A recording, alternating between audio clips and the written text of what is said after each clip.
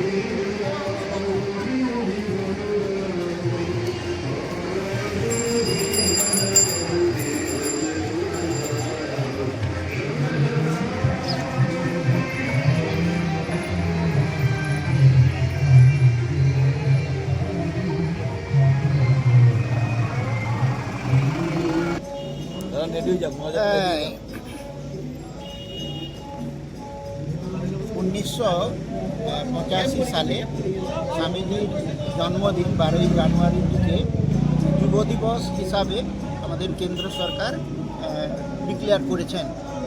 সেই বছর থেকেই প্রতি বছর সারা ভারতবর্ষ এই যুব দিবস পালন করে থাকেন। আস্তে আস্তে চলো দাদা।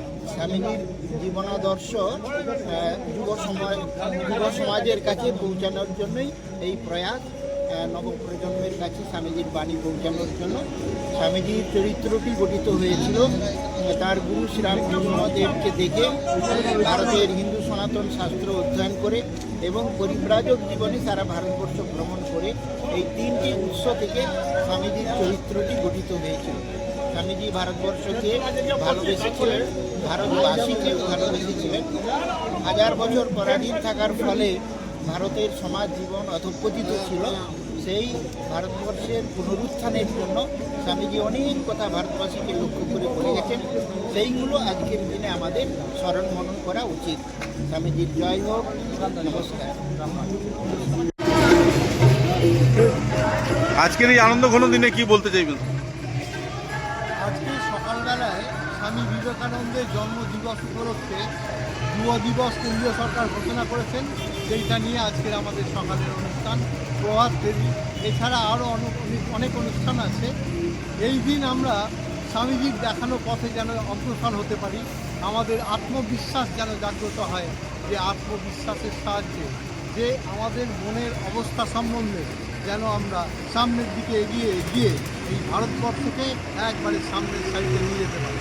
আজকের যুব সমাজ, যুবতী যেসব মহিলারা আছেন, ভক্তরা আছেন, ভারতবর্ষের মানুষ আছেন, তাদের প্রতি আমাদের অনুরোধ, তারা সবাই স্বামীজির ঠাকুরের মায়ের দেখানো পথে যদি এগোন, তো এই ভারতবর্ষ সুন্দর হয়ে যাবে, স্বর্গে পরিণত হবে।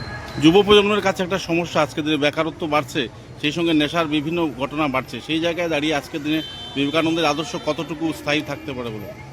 হ্যাঁ, আজকের দিনের যেসব সমস্যা রয়েছে সেসব সমস্যাগুলি মূল কারণ হচ্ছে আমাদের এই সমাজটা খুব ছোট্ট হয়ে যাওয়া। যদি বড় সমাজ একসঙ্গে 91টি পরিবার থাকতো তাহলে সবাই সবার নজরে থাকতো, এতটা নিচে নামতে পারতো না আমাদের সমাজ। এটা একটা আছে। কিন্তু এছাড়াও আজকের সমাজের দিকে যদি আপনারা তাকিয়ে দেখেন, যুবক ছেলেদের দিকে, শিক্ষক শিক্ষিকার দিকে, ছাত্রছাত্রীদের দিকে, এরা খুব অ্যালার্ট হয়ে এরা নিজেদের কিভাবে বড় করা যায়, নিজেদের পায়ে দাঁড়িয়ে, বাবা মায়ের ছত্রছায়া থেকে বেরিয়েছে, নিজেদের পায়ে দাঁড়িয়ে নিজেদের কাজটা করা এবং দেশের প্রতি ভালোবাসা। যদি আপনি ওই আমাদের বর্ডারের দিকে তাকিয়ে দেখেন, যেসব যুবক ছেলেরা সৈনিক হয়েছে, কি সুন্দরভাবে ভারতবর্ষকে রক্ষা করছে। এছাড়াও অন্যান্য দিক দিয়েও আমাদের বিভিন্ন যন্ত্রপাতি তৈরি বলুন, ইঞ্জিনিয়ারিং বলুন বা কম্পিউটার সায়েন্স বলুন, সব কিছুতেই ভারতবর্ষ খুব এগিয়ে চলেছে।